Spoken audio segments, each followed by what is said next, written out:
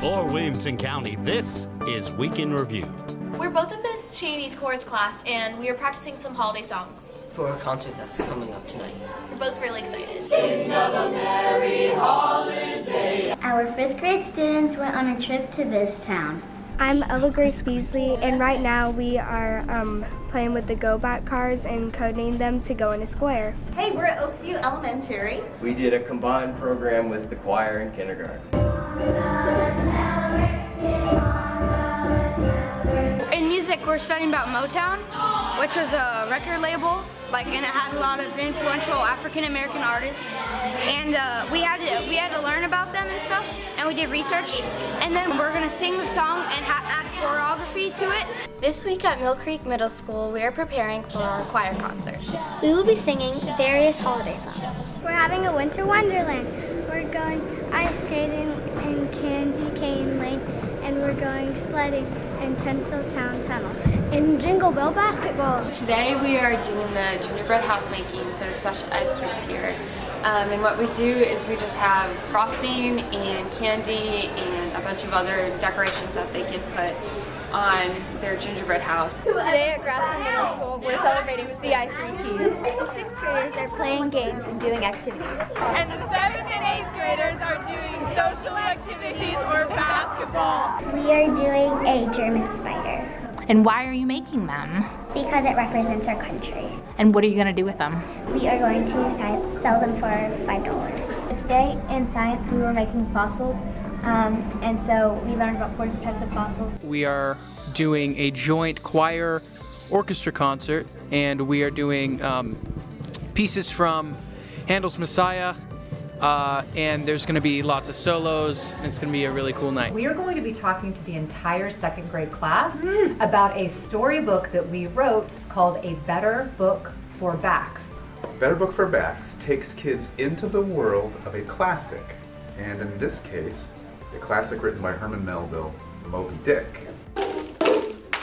So we were using boom whackers, these sticks, and you bang them on the ground and they make different pitches, and we were banging them, making the accompaniment for Frosty the Snowman. Today we're in kindergarten and we're doing reindeer games and we're doing the reindeer pokey.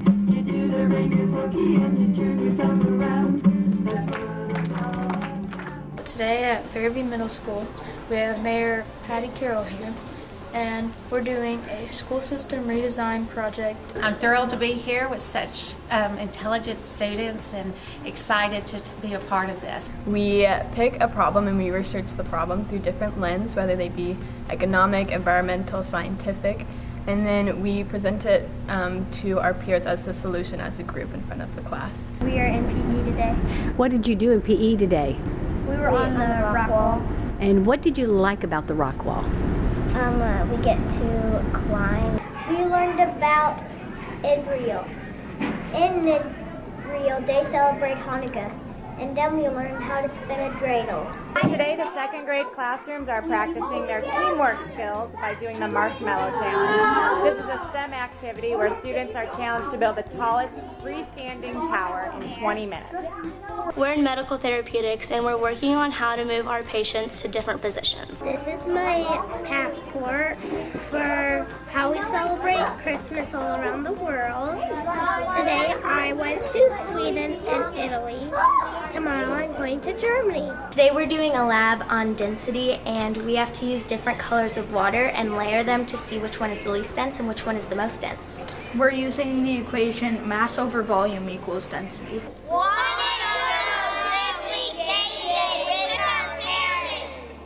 My mommy came in PE with me today. My mom's doing PE today with me. Hi, I'm Peyton. I'm in kindergarten. Here is my passport. We've been doing Christmas around the world. My favorite is Mexico. We are reviewing for our midterms by doing a game, and it's a Hunger Games game. You got a ticket. I am a Waba. We are from Lawrenceville Elementary. We are playing punctuation point. We're painting abstract stuff. We're making explosion books, and we're gonna draw abstract designs on pieces of paper and fold it into this book. So for the last week, we've been talking about the 1920s, and we looked at all the cultural and social and economic aspects of the 1920s. So they've taken their I Can statements, their state standards, and they've created museum displays based on a standard. We are in second grade at Mill Creek. Today is the market day where we sell things and buy things. Learning about crayfish. One fact about crayfish is that crayfish eat things that are already dead. So that means they're scavengers. We are 5th grade and we're about to head to this town. This town is basically just a heads up for the real world, and I'm excited to run the newspaper because I'm a photographer. We are coding this little robot called a Loco-Robo, basically so we can learn how to drive small robots. We just did virtual reality and technology today, and we saw some desert, some cave areas. Yeah, and we also saw Mount Rushmore. We've been doing reading groups and we're performing a Reader's Theater and the title is A Star-Spangled Banner. By the dawn's early light. Hi, we're the Brentwood I teachers and staff, and today is Tacky Christmas Sweater Day. Jingle bells, jingle all the way. The 4th graders at Clovercraft Elementary music class we were playing Jolly Old St. Nicholas on the xylophone, the basses. We were also doing it with recorders and singing. These are our ecosystems, and this is what we've been working on before break. Hello, and happy holidays from Renaissance High School. This week we had our final coffee house of the semester. We celebrated with cookies, performances, and iLab awards. And we ended it with a sing-along. This has been Week in Review. Here at Independence High School in Thompson Station, Tennessee, Jonathan Meeks and Tad Hemmerich are two teachers that lead quite entertaining lives outside of school. But you may be asking yourself, how entertaining can a teacher be? Do they find their own jobs entertaining? Well, they may ask themselves the same question. It is both entertaining and work. It's almost like if you enjoy playing a sport, but you're also the person who has to put the sports team together and train the people who are going to play with you and schedule all of your games and then also referee the games, but you're still playing, but at the same time, you've got a lot to manage to make sure that you can keep playing. That's kind of the situation. Teaching is always entertaining. I've never been bored at my job because every day is different. In a part, it's like entertaining because you have to keep the attention of a class, but there's a certain aspect of work to it as well. All right, he's creepy and he's kooky. Tad Hemmerich. Their involvement with Exit Stage Left may change your mind. Jonathan Meeks. Exit Stage Left is a comedy improv troupe that performs monthly shows at the Town Center Theater. My older sister, is also a member of Exit Stage Left, and she started the group, and they performed for about not quite a year, I don't think, and had a spot for another person, and so she asked me if I would come and be a part of that. Exit Stage Left was kind of an accident. I got to know one of the people who work in the comedy troupe.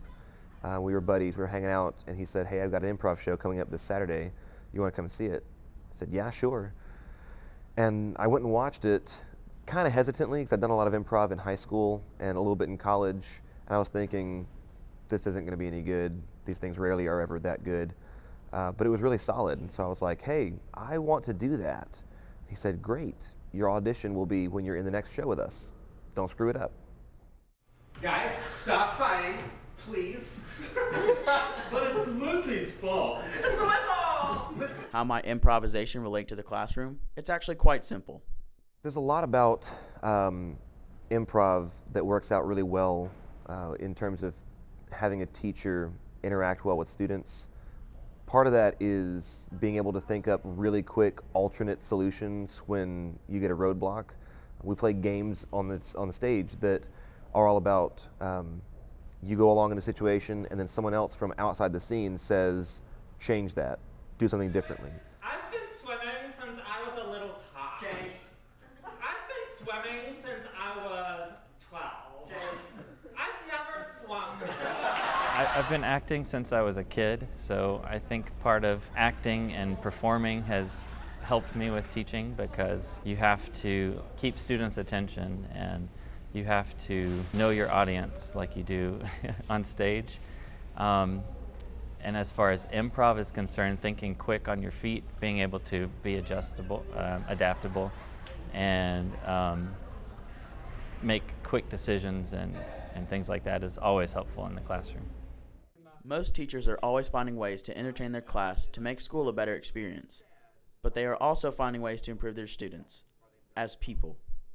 I hope to teach them to get a better understanding of other cultures and other people, and understand that there's a different way to live than the way that they have grown up. So I always encourage everyone to travel abroad at some point, if they can, just to see that there's a different way. Not necessarily a better way, just a different way. Just to be thoughtful. Not just thoughtful in terms of your interactions with other people, interacting with other people. Thoughtful in terms of, this is your life. No one else gets to live it for you. You don't get to do a take two later on. So whatever you're about to do, whatever you want to be doing, whatever you're currently doing, keep your mind where you're at in that moment. That's just mindfulness, thoughtfulness, because it's the way to do well in life, but it's also the way to enjoy life the most.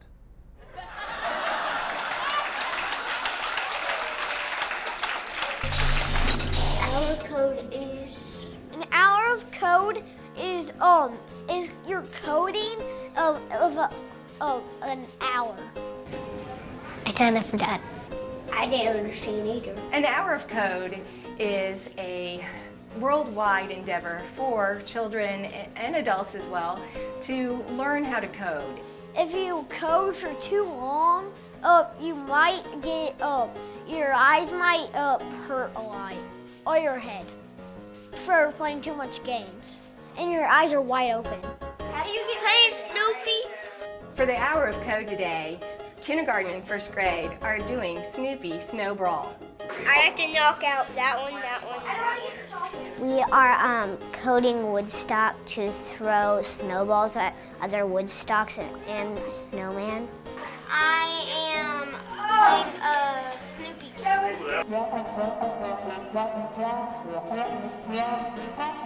You click the bird and up. You click the motions, and whatever motion you click, that's what one you do. Are you kind of young to do computer coding? No, not at all. This is just gonna get so easy. If you're trying to jump 5 times, then you have to click the jump button 5 times. You have to click on a block and drag it up, and if you want them to do it again, you have to click on the same block and drag it up next to it. It actually helps them with their skills to be able to think logically and break out those pieces that they need to get to that end goal. If you want to get really good at it, you should do it a bunch of times. Awesome. Try to get there and throw a snowball at them, but it's hard because they get a move too. If you jump at the wrong time, you're not going to finish the game at all. Anybody can do computer coding. The kids love it. They come in excited. I'm having a lot of fun. I think coding is fun.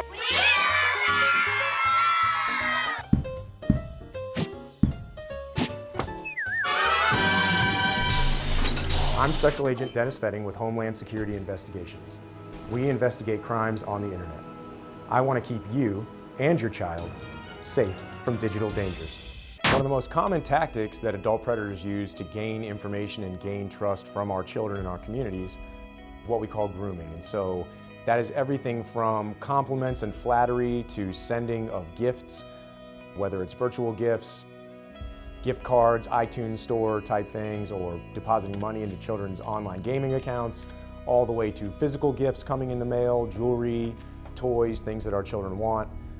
Predators will often groom these kids to turn away from family and friends, to spend most of their time chatting with them online, providing photos, These predators are basically trying to make themselves number one in your child's life. One of the biggest things that parents need to do when it comes to combating grooming is finding out what your kids are doing online, being involved, paying attention, communicating with your kids. And so whether that means actually going into their device and snooping, or just having a policy at home where you do spot checks on their phone and your children are aware of it, you need to find out who are your children chatting with, what type of people are they talking to, and what do these conversations contain.